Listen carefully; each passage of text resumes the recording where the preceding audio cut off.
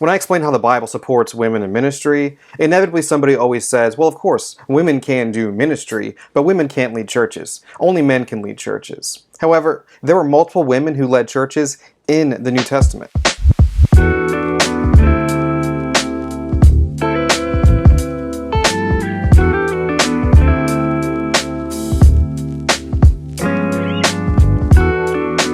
One of the most prominent women in the New Testament is a woman named Priscilla. Priscilla is mentioned by name 5 times throughout the New Testament, and she's actually mentioned more than Bartholomew, one of Jesus' disciples. So Priscilla is an important person in the New Testament, and there are 3 main reasons we know Priscilla is an early church leader.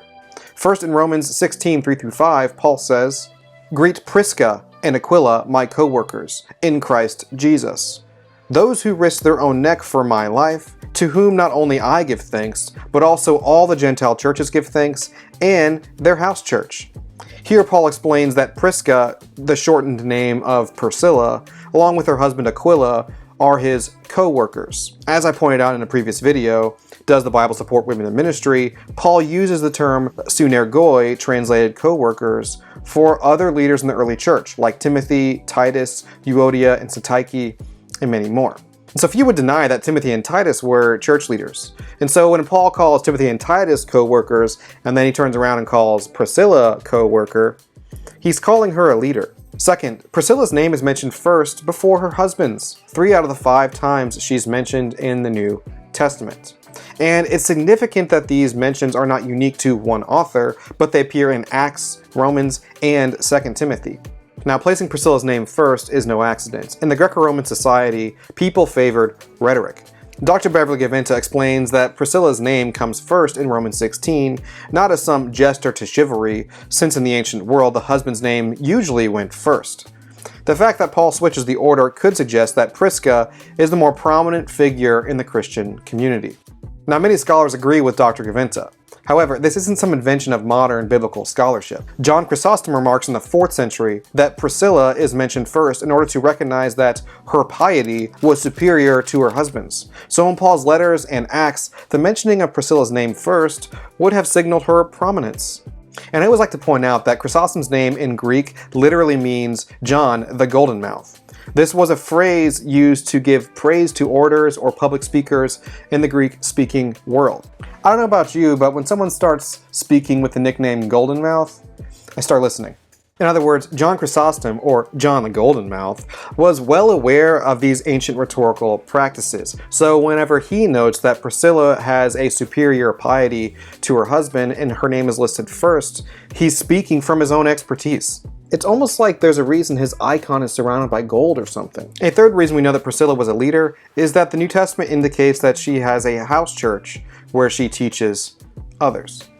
In 1 Corinthians 16:19, it mentions that Aquila and Priscilla have a house church. It says, "Aquila and Prisca, with their house church, greet you warmly in the Lord." And Romans 16:3-5 also indicates that they have a house church. Only here, Priscilla's name is mentioned first.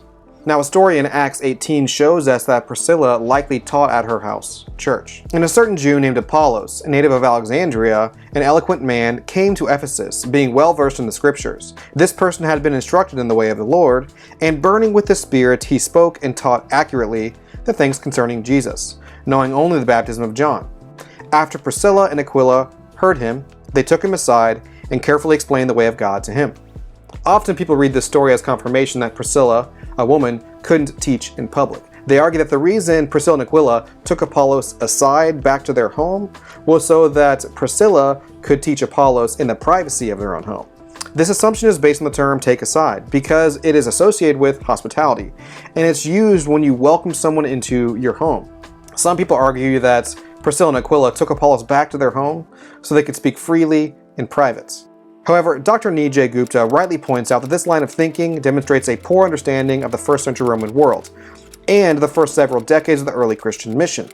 We would be mistaken to think the Roman home was a private space. In fact, the Roman home was structured around its public function. The atrium was the center of the home, and the space was intended for hosting guests and visitors. The front of the house often functioned as a business or storefront, and schools even ran out of homes. And so the Roman home was a place that was often populated by guests and visitors, business, commerce, trade, schools, students, teachers, and more. This is why Dr. Gupta explains, personal homes sometimes have a personal library. And it very well could be that Priscilla and Aquila immediately took Apollos home so they could verify what they were teaching him by pulling out records of apostolic texts or traditions. In that sense, they weren't just taking Apollos home, they were taking him for further instruction to their school. Therefore, Priscilla and Aquila were not merely taking Apollos back to their home for private instruction, but they were welcoming Apollos into their church community, a place where there was worship happening, instruction happening, discipleship happening, and more. However, Priscilla isn't the only woman being mentioned as having a house church. Priscilla is actually just one of 3 different women who are mentioned as leaders of house churches. A second instance of a woman being named a house church leader is in the opening of Philemon. Philemon's wife, Apphia, is also mentioned as a house church leader. Paul's letter is addressed to Philemon, our dear friend and co-worker, to Apphia, our sister, to Archippus, our fellow soldier, and your house church. Now, although Philemon would have been considered the patriarch of this house church, Apphia would have been considered the matriarch of this house church, and she would have been considered a leader in that community as well. A third, more interesting example of a woman leading a house church is in Colossians 4:15. This house church is mentioned with the primary identifier being a woman named Nympha. It reads, "Greet the siblings in Laodicea, and Nympha and her house church." Now, full disclosure, calling these house churches is my translation choice. Most modern English translations are going to say something like, the church in her house, or the church that meets in your home, or the church in their house. However, I think these translations give the wrong impression to modern readers and misrepresent the Greek syntax. For simplicity, we're going to look in detail at the syntax in Colossians 4:15, but keep in mind that each of these are the same syntactical construction. Now, if you don't know Greek, don't worry, this isn't going to be super technical, but come learn a little bit about Greek. Be a Bible geek with me. All right, let's look at the Greek. Now, the common English translation of Colossians 4:15, the church in her house, suggests to many English readers that the church is merely located in Nympha's house. This then leads people to argue that Nympha just hosted meetings by showing hospitality. But she was not the ministry leader. Nympha was just a good host to the church meeting in her house, and the men in the church community actually did all the ministry leading. Yes, let's see who these men mentioned as ministry leaders are. I don't see any. And so if this were explaining a group of people located in Nympha's house, the Greek would say something different. The Greek would likely say something like tein ekklesion en oiko autes, the church in the house of her. Wayne Meeks rightly points out, the phrase kat oikon does not designate merely the place where the ecclesia met, although the commonest English translation is the church in Nympha's house. Yet for that, en oiko would be the more natural expression. However, the Greek is not en oiko autes, in the house of her, but actually kat oikon autes, according to the house of her.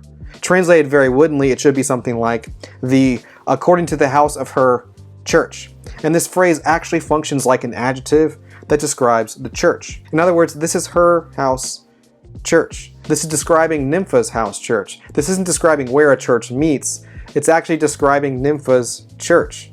This is why Dr. Gupta insightfully points out, the only named person we know from the Laodicean community is a woman, Nympha. The ministry leader in this community is not some unnamed man not mentioned in the text. It's actually a woman that's listed right there in the text, Nympha. When interpreters actually understand this, it becomes clear that Nympha was the matriarch of this house church. She was the house church leader. In the Greco-Roman world, there were social groups called voluntary associations that gathered around business, religion, education, and more. And matriarchs of religious communities were not unheard of in the first century. We know that women were sometimes honored for helping fund association buildings and activities. For example, of 147 association inscriptions from Italy, 12 mention women as patrona or mater, honored female benefactor. The elite Pompeia Agrippinilla was priestess and patron of a large association dedicated to Dionysus. All in all, we know that women were very active in religious associations. Here's the actual inscription that mentions the priestess Pompeia Agrippinilla, on display at the Met in New York City. I think it's important to add that 1/3 of the people mentioned on this inscription are women who are involved in this religious association. Similarly, in early Jewish communities, there were women matriarchal leaders as well. Dr. Lee Levine has demonstrated in his book, The Ancient Synagogue, that there were numerous inscriptions around the Mediterranean of women in leadership positions in Jewish communities. Women synagogue rulers are mentioned multiple times. Women elders are mentioned several times throughout the Mediterranean. Mothers of synagogues are also mentioned multiple times throughout Italy. And priestesses are even mentioned in places like Rome, Egypt, and Jerusalem.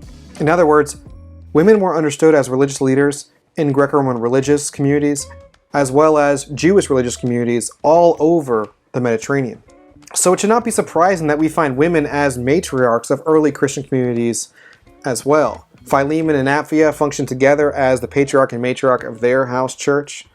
Priscilla and Aquila also functioned as the matriarch and patriarch of their house church, and Nympha was the sole matriarch of her house church in Laodicea. Ultimately, there are numerous examples of women functioning as church leaders in the New Testament.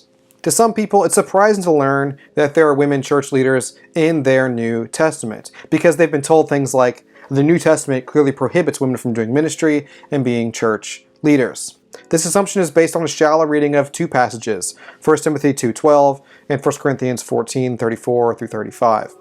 However, they have overlooked the overwhelming evidence in Scripture where the Bible affirms women in ministry and women in church leadership, and they have ignored the social and historical context of those texts.